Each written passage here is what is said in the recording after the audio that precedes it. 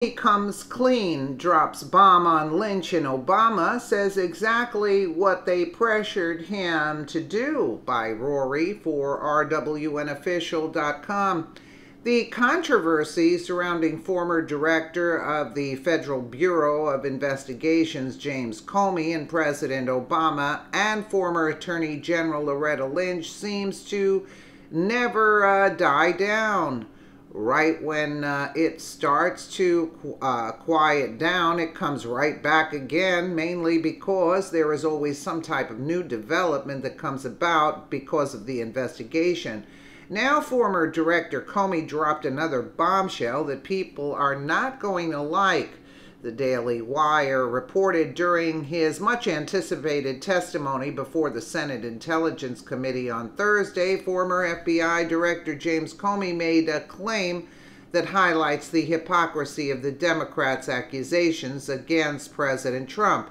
Barack Obama's Attorney General Loretta Lynch said Comey attempted to pressure him to portray the investigation into Hillary Clinton as simply a matter rather than a true investigation, as it of course was. At one point, the Attorney General Lynch told me not to call it an investigation, but instead to call it a matter, which confused and concerned me, the former FBI director told the committee Thursday. This is probably an old story redone.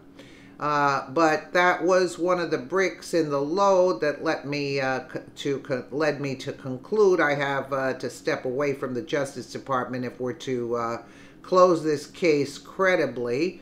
Okay, this is not the first time Comey has mentioned that Lynch tried to get him to downplay the Clinton investigation, but in the midst of the Democrat media frenzy over Trump's alleged pressuring of Comey to drop the Flynn matter, the former FBI director's statement made under oath exposes the egregious double standard in a glaring way. This comes on the heels of Comey saying he largely scrapped the Clinton investigation because of Lynch's private meeting with Bill Clinton, notes Eric Erickson. That sounds way more like obstruction of justice than Trump just asking Comey if he might wind down the Flynn investigation when Comey did not do so afterwards. In yet another example of the Democrats' hypocritical double standard is former Bush White House press secretary Ari Fleischer notes, while the Democrats and their colleagues in the media cry obstruction over Trump's request for loyalty from Comey, they didn't seem to have any problem with Obama Attorney General Eric Holder calling himself Obama's wingman. Lynch was not the only unexpected casualty of the day. Also caught in the line of fire was the establishment media for its increasing reliance on unnamed sources, who Comey explained often simply do not fully understand the information they are illegally leaking. Yeah, right. In particular, the New York Times came out of the hearing with its credibility diminished after Comey blew up its February 14th bombshell on the potential collusion of Trump's associates with Russian agents, a report he agreed was almost entirely wrong. Ari Fleischer, this was, June 8th, T wrong, asking for loyalty but not feeding frenzy when Holder said he was Obama's wingman, another MSM double standard. Well, that doesn't surprise us. Comey made it clear when he was giving his sworn testimony that he felt that many news stories and classified information that was released to the news outlets were false. Furthermore, the accounts of the Russian investigation in regards to collusion were over-exaggerated and falsified in order to sell news stories.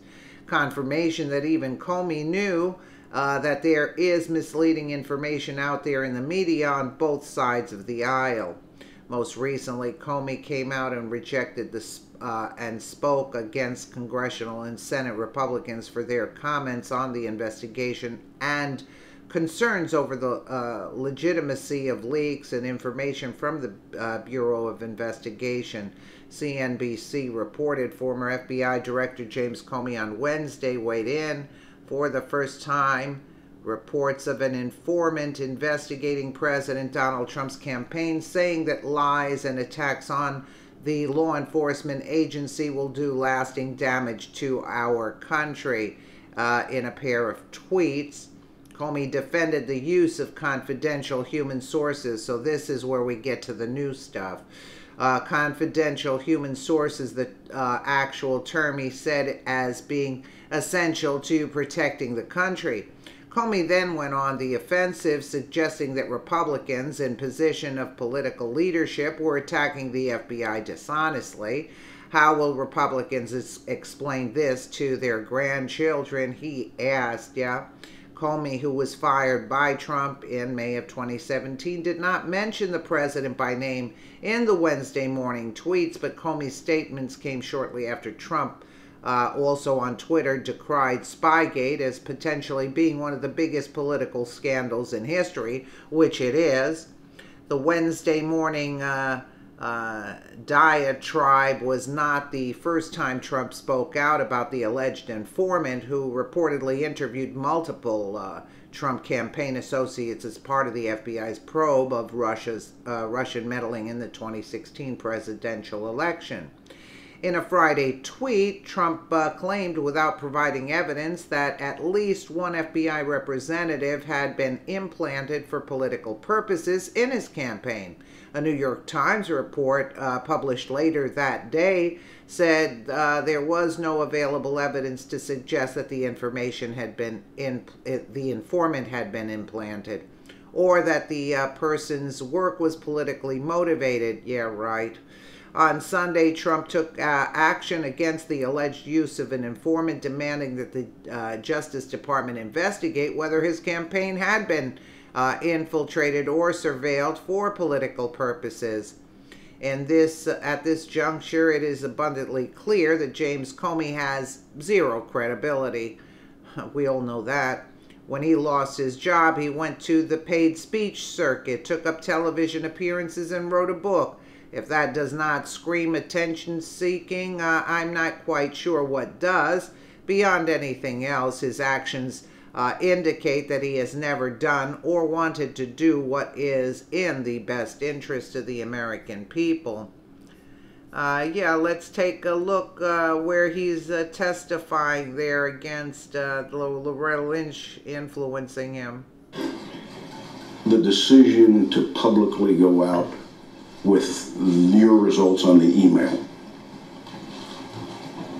was your decision influenced by the Attorney General's tarmac meeting with the former President Bill Clinton? Yes, in a ultimately conclusive way. That was the thing that capped it for me, that I had to do something separately to protect the credibility of the investigation, which meant both the FBI and the Justice Department. Were there other things that contributed to that you can describe in an open session? There were other things that contributed to that. One significant item I can't. I know the committee's been briefed on. There's been some public accounts of it which are nonsense, but I understand the committee's been briefed on the classified facts. Probably the only other consideration that I guess I can talk about in an open setting is that at one point the Attorney General had directed me not to call it an investigation, but instead to call it a matter, which confused me and concerned me, but that was... Well, he just lies under oath continuously. That's all, basically. Well, Loretta Lynch did... Look, they had Comey do their dirty work, in other words. So Comey was trying to clear his butt at that time when he's talking about Lynch, telling him to call it a matter instead of an investigation.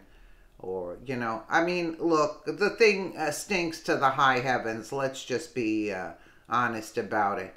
And, bottom line, they didn't want Trump in office. It shows because they're attacking him constantly. But these people are going to be called out, and they should be called out for their corruption. Whether one person is like 5% involved and the other one is 100% like Hillary involved in this, it doesn't matter. Basically, everybody's going to have to answer to these questions. you know, at some point in time. Let me know what you guys think in the comments below. And again, thank you so much for watching.